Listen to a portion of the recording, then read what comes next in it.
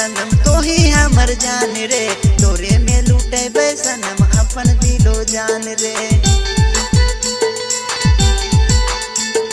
तो ही हमर दिल सनम तो ही हमर जान रे, तोरे में लूटे सनम अपन दिलो जान रे। तो ही हमर सब कुछ है दुनिया जहान रे। हमें ही बोकारो के तो लागे धन्यवाद के, हमें ही बोकारो के तो लागे धन्यवाद के।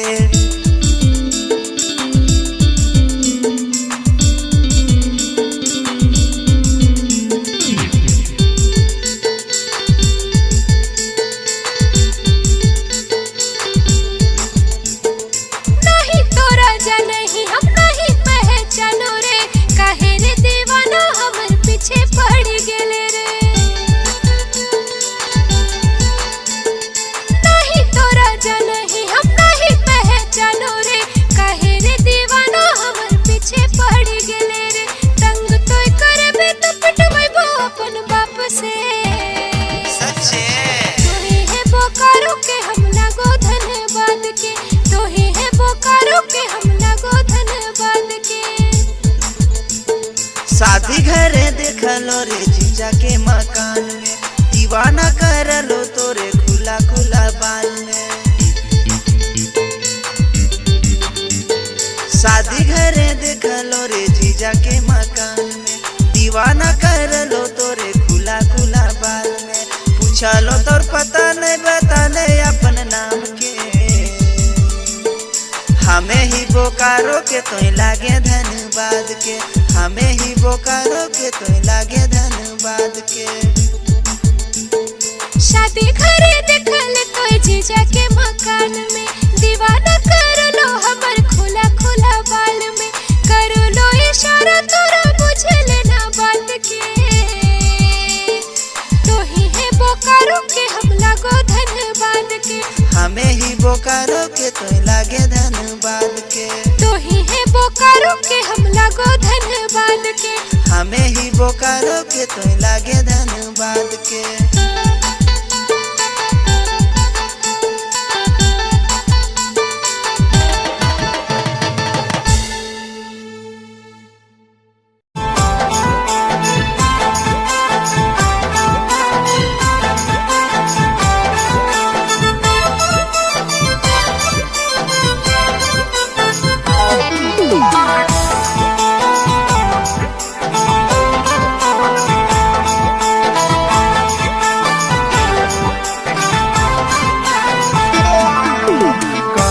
तोर घर लागो कहाँ तोर नैहार गे, कहाँ तोर घर लागो कहाँ तोर नैहार गे।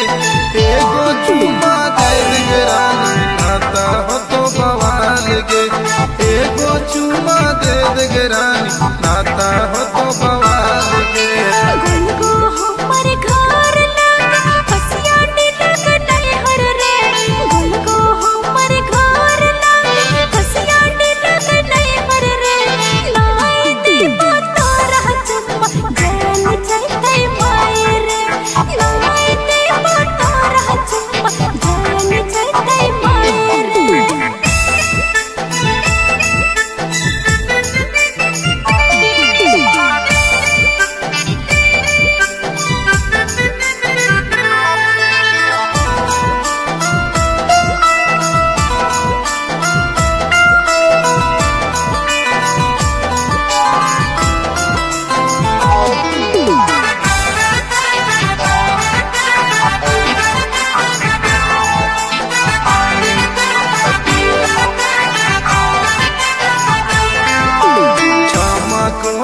चढ़ल जवानी 17 के उमरिया गे, चमको तोर चढ़ल जवानी 17 के उमरिया गे।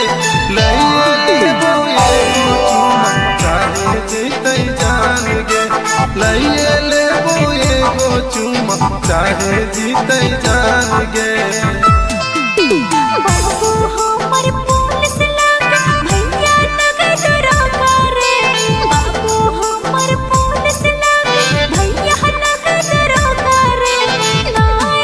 बता रहा चुम्मा देता गोली मार रे।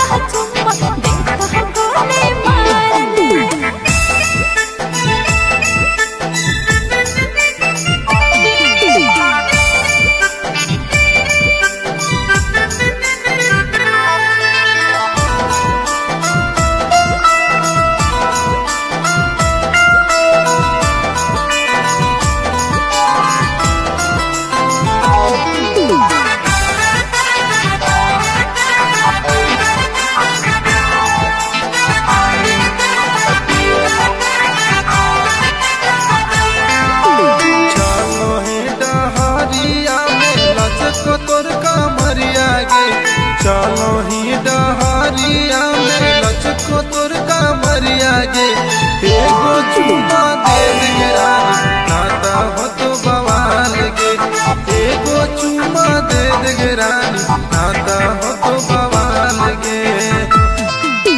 चलो हिया नहरिया लचकै हमर कमरिया रे, चलो हिया नहरिया लचकै हमर कमरिया रे, नाई देबो तोरा चुम्मा घर पड़े लागे रे, नाई देबो तोरा चुम्मा घर पड़े लागे रे।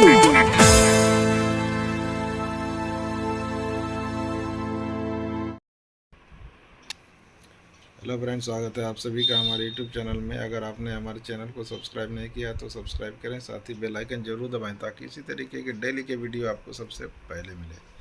वीडियो को लाइक और शेयर करना ना भूलें ताकि आप लोगों के लिए इसी तरीके से रोज़ाना वीडियो लाते रहेंगे और आप लोग इसी तरीके से हमारे चैनल को सपोर्ट करते रहें। तो चलिए देरी ना करते हुए आज की कहानी की शुरुआत करते हैं। और आज की कहानी का जो शीर्षक है वो है बहादुर राजकुमारी भाग 3।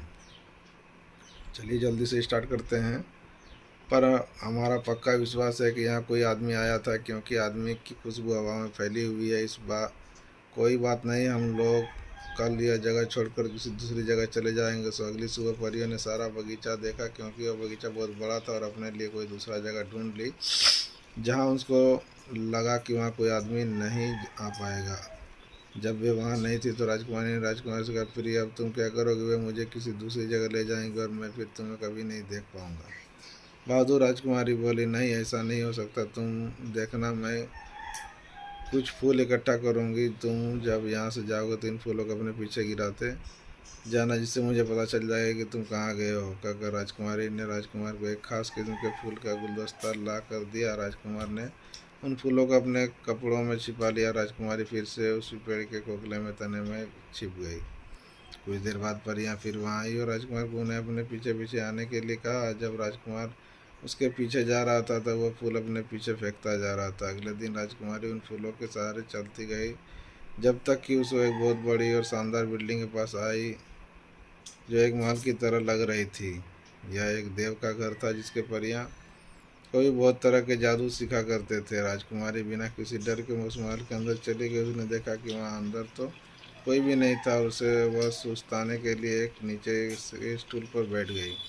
करीब 1 घंटे बाद वहाँ देव आया। राजकुमारी को देखकर उसने सोचा कि शायद वो उस लड़की उसकी बेटी है, जिसको एक दूसरे देव जबरदस्ती उठा कर ले गया था। वह उसकी तरफ दौड़ता हुआ बोला, ओह मेरी प्यारी बेटी, तुम वापस कैसे आई? उस नीच से तुम बचे कैसे पाई? राजकुमारी तुरंत ही हाल का अंदाजा लगा लिया और बोला, जब वह सो रहा था तो पिताजी, तब मैं वहाँ से भाग निकले। कुछ समय तक राजकुमारी देव के पास रहे। वहाँ उसके देव और परियों के बेटे ही समझते रहे। वहाँ जो चाहती वो करती थी और जहाँ चाहती थी जाती थी। उसके प्रार्थना पर देव ने उसको कई जादू भी सिखा दिया था, जैसे कि आदमी को मरा हुआ कैसे दिखाना है, फिर कैसे जिंदा करना, छिपी हुई चीज़ों का पता लगाना आदि। एक दिन उसने अपनी ताकत से ये पता लगा लिया कि राजकुमार एक परी के कान के बूंदे में छिपा हुआ। उसने यह बहाना बनाया कि वह बूंदे उसको बहुत पसंद था, इसलिए वो उसको पहनने के लिए दे दिया जाए। पहले तो परी ने कुछ नानुकुर की, फिर उसने उसका देव की बेटी होने के नाते उस बूंदे को देना पड़ा, लेकिन इस शर्त पर कि बूंदा वो उसके अगले ही दिन दे देगी। राजकुमारी इस बात पर राजी हो गई। जैसे ही परी ने उसका अपना बूंदा दिया, वहाँ से चली गई। राजकुमारी ने अपने जादू से राजकुमार को उसमें से बाहर निकाल लिया। राजकुमार ने बाहर आते ही इधर उधर देखा तो राजकुमारी ने उससे पूछा, क्या तुम मुझे पहचानते हो या तुम मुझे नहीं जानते? मैं तुम्हारी पत्नी हूँ। तुम्हारे लिए मैंने ये पिता के घर छोड़ा, तुम्हारे लिए मैं उस बगीचे में जाने की हिम्मत की जिसमें तुम लेटे हुए थे। तुम्हारे लिए मैंने देव के मकान में घुसने की जरूरत की। क्या तुम मुझे नहीं पहचानते? राजकुमारी बोली, आओ चले, मैं तुम्हें अब बताऊंगी कि क्या करना है। देव और उसके सब आदमी ये समझते थे कि मैं उसकी बेटी हूँ, जिसे कोई दूसरा देव उससे जबरदस्ती छीन कर ले गया था। अब मैं तुम्हें अपने पिता देव के पास ले जाऊंगी और उसे कहूँगी कि जब मैं उस भगाने वाले देव से बचाने की कोशिश कर रही थी, तब तुम मुझे मिल गए। तुम्हारी सुंदरता देखकर मैं तुम्हारे ऊपर रिझ गई और तुमसे शादी कर ली। मैं उसको यह भी बताऊंगी कि तुम एक शाही खानदान के हो, इसलिए वह हमारी शादी को मान लेंगे। जब वह सुनेगा तो बहुत खुश होगा। तुम डरना नहीं, आओ और देखो कि क्या होता है। राजकुमारी की बात ठीक निकली। पिता देव अपनी बेटी की बात सुनकर उसे बहुत खुश हुआ। अपने बेटी की शादी की खुशी में एक बड़ी दावत दी, इसमें उसने सारी परियों को बुलाया। दोस्तों ये थी आज की कहानी का तीसरा भाग। आशा करते हैं अच्छी लगी होगी, तो वीडियो को लाइक शेयर जरूर करें। मिलते हैं नए वीडियो के साथ, तब तक के लिए बाय।